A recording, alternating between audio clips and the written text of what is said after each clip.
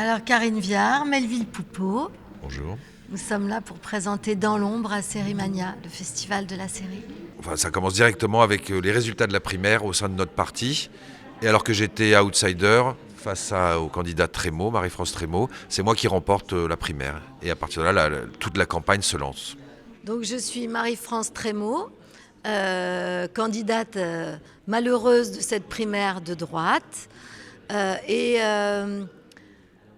Je suis donc l'adversaire politique du même parti que Paul Francoeur et il va devoir faire avec moi parce que j'ai quand même un certain nombre de soutiens. C'est mon caillou dans la chaussure, effectivement. Il faut que je compose avec le tempérament, aussi avec le...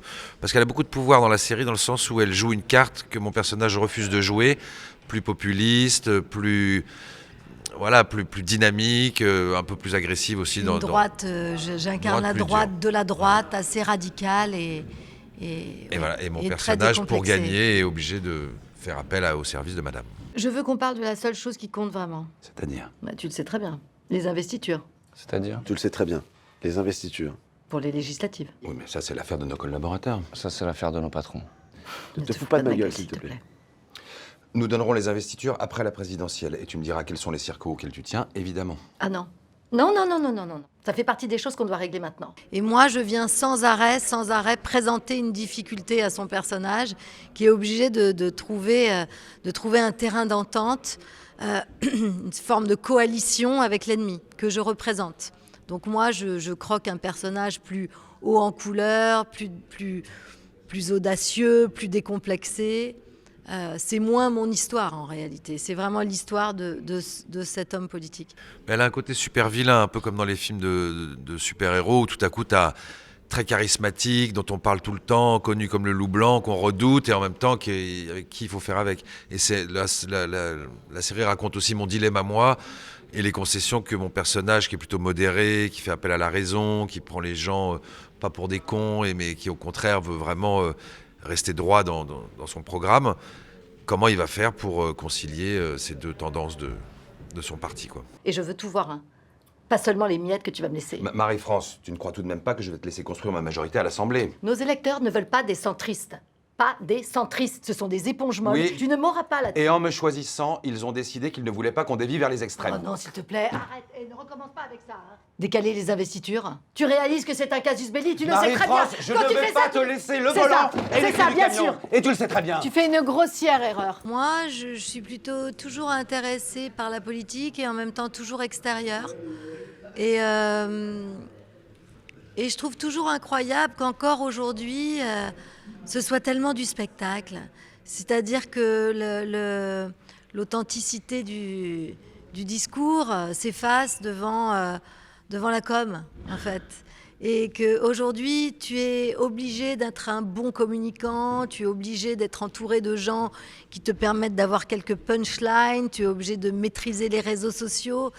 Et je trouve ça assez terrible, en fait, parce que tu as des gens qui seraient sans doute capables d'exercer la politique avec beaucoup d'authenticité et de cœur.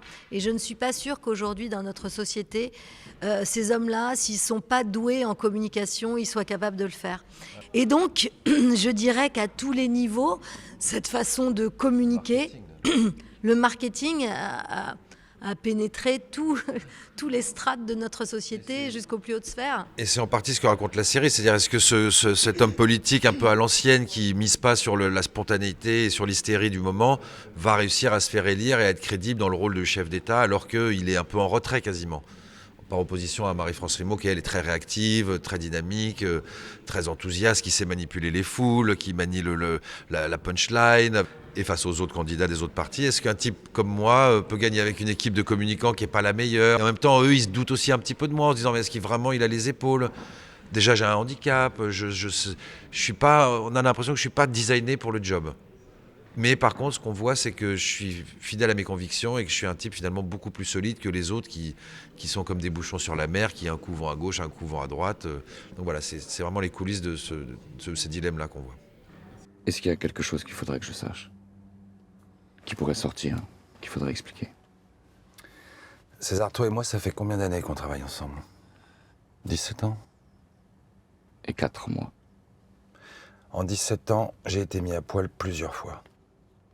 Quand j'ai été nommé garde des Sceaux, on a tout épluché. Absolument tout. Tu sais tout ce que tu dois savoir. Alors Pierre Scholler, il est assez dingue en fait, c'est-à-dire qu'il est tout le temps en train de réfléchir, ils sont plusieurs dans sa tête, il est très créatif, à la fois il connaît extrêmement bien son sujet, j'ai l'impression qu'il creuse sans arrêt le même sillon, il le prend sous plein d'axes, mais c'est toujours voilà, l'homme politique, la force de la politique, le discours politique, qui est au cœur de ces interrogations. Et donc, c'est vraiment de l'intérieur, comment tu montres, C'est presque comme si tu démontes un moteur et tu le donnes à voir, en fait. Et nous, ce qu'on voit, c'est toujours... voilà, le moteur qui fait que tu allumes le truc et que la voiture, elle part. Mais lui, il prend un malin plaisir à démonter le moteur et à créer beaucoup de perspectives à l'intérieur de ça.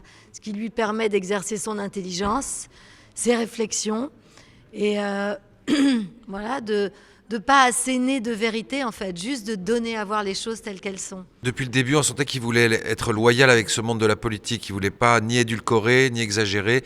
Il voulait que ce soit au plus près de son expérience à lui, puisqu'il a travaillé le sujet, et de celle des deux conseillers aussi. C'est-à-dire qu'il voulait vraiment que ce soit crédible à tous les niveaux. C'est-à-dire la posture, les équipes de journalistes qui sont toujours comme des essaims autour des politiques, leur rapport un peu faux cul avec des fois l'électorat, et en même temps très dur dans les cabinets privés. Enfin, il avait vraiment envie que tout soit au plus juste, quoi.